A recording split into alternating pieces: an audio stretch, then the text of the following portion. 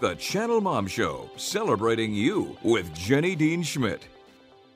If you're a busy mom, get someone else to send your personalized cards for much less than a store-bought card and stamp. It's that easy. Just click on Send Out Cards. Welcome back to the Channel Mom Show, where we are here for you, Mom. We try to do that hopefully better than just about anybody else out there. We're really trying to encourage and equip moms in their role as mothers, so thanks for being with us. We have a fabulous guest today, Gretchen Carlson of Fox News, the anchor of Fox and Friends. Many of you know her face and her name. We are honored to have her on the show today. And I wanted to get to a couple fun questions. One of which is, Gretchen, you are the wife of sports agent Casey Close, I believe. Is that correct? Yes, I am. Yes, and you met, Gretchen and I worked in Cleveland together. I worked at one TV station, she worked at another. But again, it's that Midwestern nice thing. We were really pretty nice to each other when we worked at competing stations, were we not, Gretchen? Yes, when we weren't fighting for the better source for the lead story, That's right. That's right. But when we were out and about, we were really pretty civil to each other. So I knew Gretchen from that. But you met your husband in Cleveland, and there's a funny story behind that, yes? Yes, actually, my real estate agent was also his real estate agent through a friend, and she became a friend of mine. She knew that I might be looking for a date, and she ends up setting this up. But the funny thing is, we both put it off for weeks because we were like, maybe we won't like this person.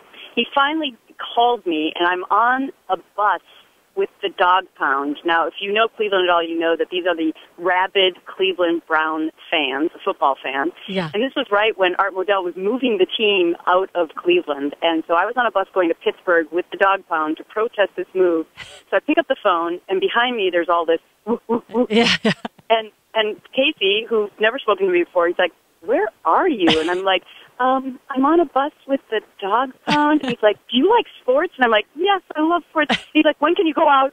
So it all worked out for him. I always joke with him because I say when we're home at night, we're usually not fighting over ESPN or Fox News because I like both. You have to like sports if you're married to somebody who's in that world, I think. Hey, exactly. I have a question for you. The reason I started this show, Gretchen, is because after I left television, became a mom, and quote-unquote just a mom, I discovered that there was very little out there that honored motherhood. I was honored much more when I was on television than when I became just a mom. And I started it for that reason. I noticed that when I watch you on Fox and Friends that you really make an effort to refer to the mom's perspective. I just saw it the other day. You were talking about, well, I know how moms feel with their kids in the house and so on and so forth.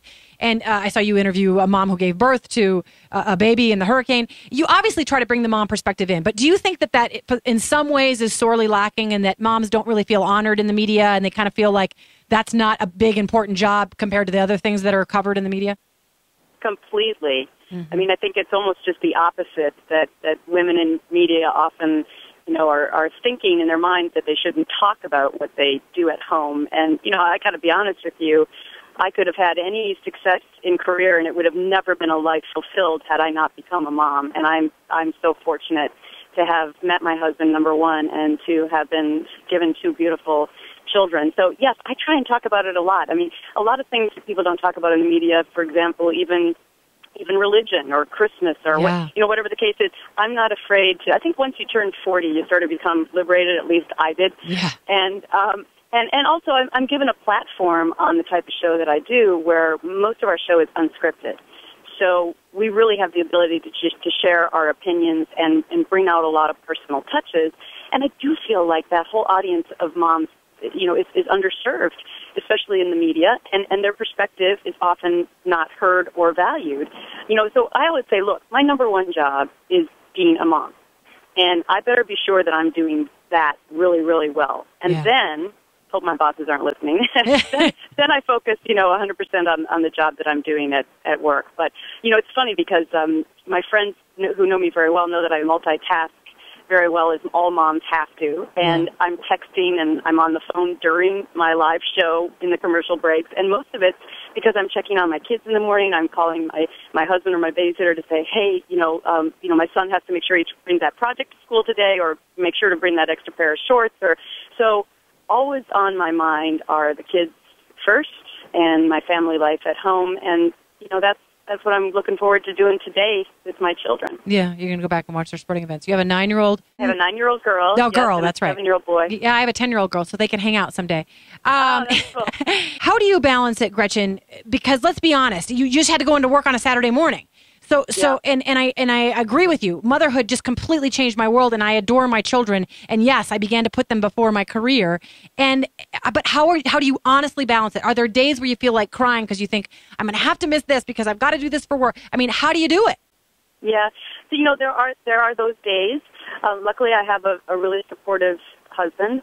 But here's the thing. I go to work at 4 a.m. in the morning, and so I'm working 3 hours before my kids even get up. Yeah. And by the time they get up and then they're racing off to school, quite honestly, they're not missing me that much. And then I make a huge concerted effort to be there when they get home from school. So they don't really miss Mom that much other than that 45 minutes in the morning. And then I'm with them for piano lessons and all the sporting things and homework and church and everything else in the afternoon leading up into the night, and we have dinner together. I put them to bed, and then I go back to my office and study for another hour, and then I go to bed. So right now, this schedule really, really works.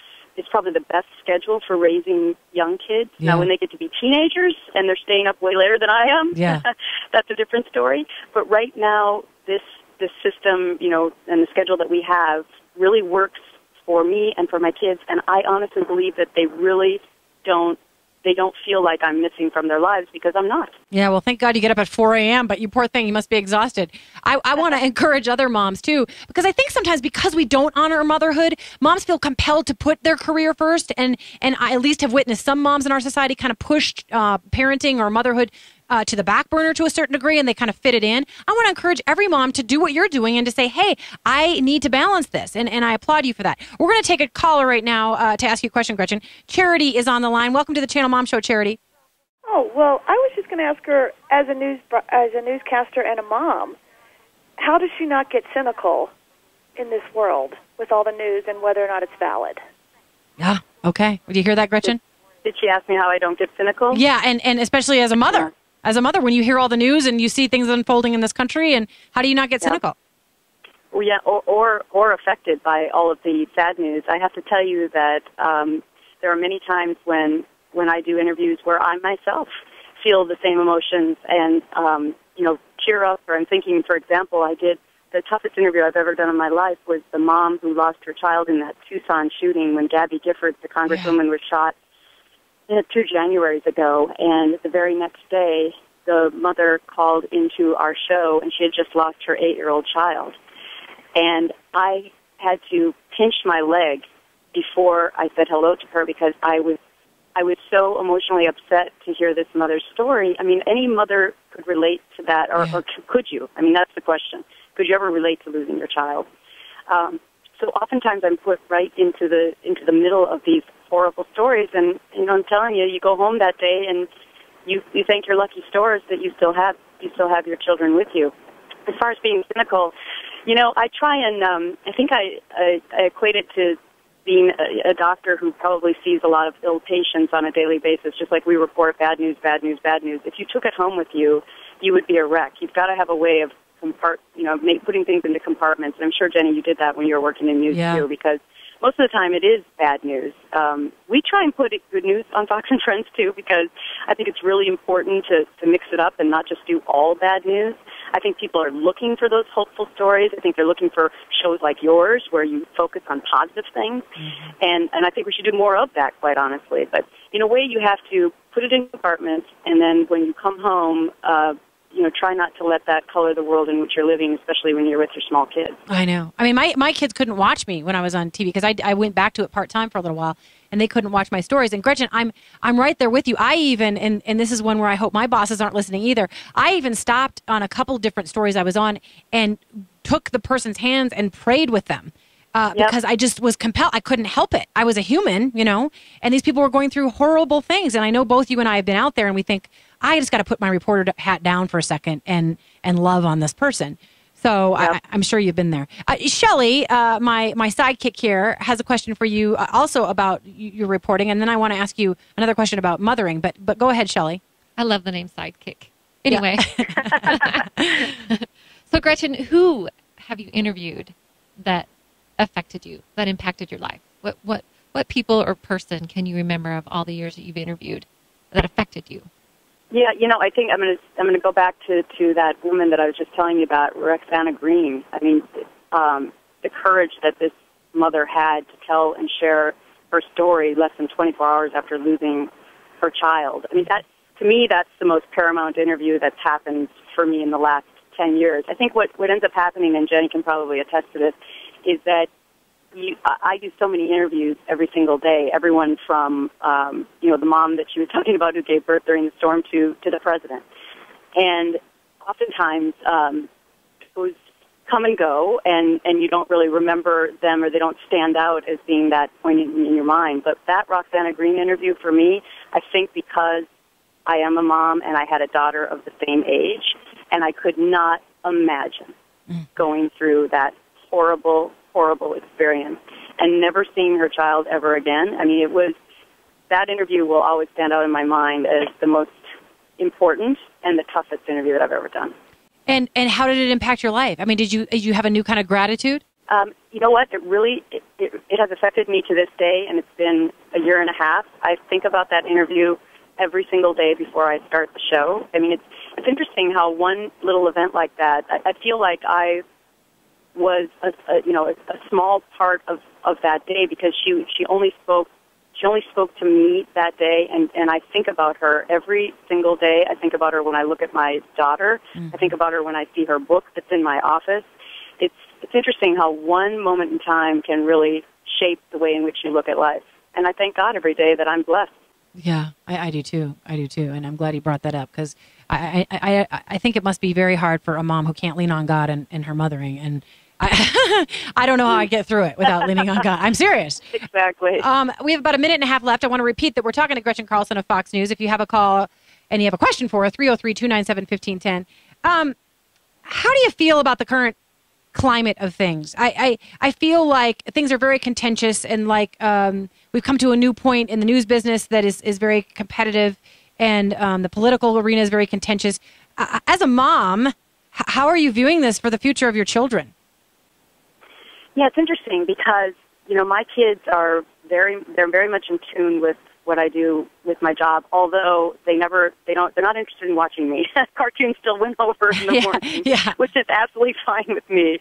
But they are in tune with the political system. For example, they're very, very excited to go vote with me on Tuesday. So I'm going to make sure to do that after school's out so that they can come with me and learn. And by the way, I think that's extremely important for all moms and dads, for that matter, to get your kids involved in the political process and show them what a privilege it is to live in this nation where we can make choices. So I think it's really important to have discussions with your kids about the political process. Yes. And I don't really know if we need to get into the nitty-gritty with them about how, people are saying nasty things about one another. I think it's just important to tell them, look, there's two choices, for president, and, tell them a little bit about each candidate. I remember 4 years ago when we had women in the forefront of the political arena with Hillary Clinton and Sarah Palin, et cetera. I remember how important it was for me to share that with my children, and that was 4 years ago, so they were 5 and 3. But they remember that, and I think it's, especially for my daughter, I wanted her to know that women can also do this job. Yeah. And she's not forgotten that. She still asks me about Sarah Palin and Hillary Clinton, and, well, Mommy, can women be governors? So I think it's really important to involve your children in the political process.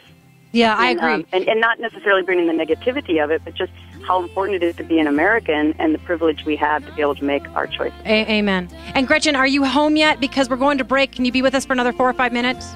Sure. Okay, awesome. Gretchen Carlson, Fox News. So glad to have her on board. She's talking about teachable moments. I'm going to talk a little bit about that coming back. Teach your children when you can, even about politics. Okay, we'll be back in a minute.